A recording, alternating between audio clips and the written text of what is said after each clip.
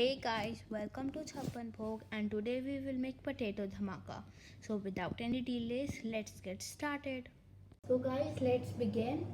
तो सबसे पहले हम इसमें डालेंगे boiled potatoes. यहाँ पे मैंने 3 boiled potatoes लिए हैं.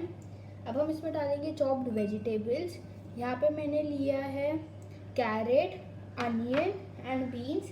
अब अपने टेस्ट के अकॉर्डिंग डाल सकते हैं. सॉल्ट एज पर टेस्ट,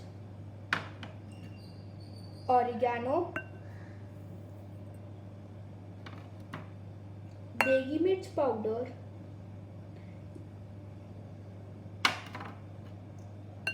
अमचूर.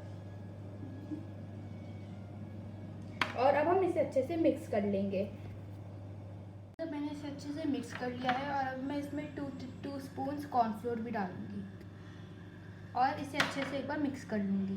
थोड़ा पतला लग रहा है इसलिए मैं तो इसमें कॉर्नफ्लोर और डालूंगी. मैं यहाँ पे 3 to 4 स्पून्स कॉर्नफ्लोर डालूंगी. और guys our dough is ready now. अब हम अपने हाथों में थोड़ा सा ऑयल लेंगे.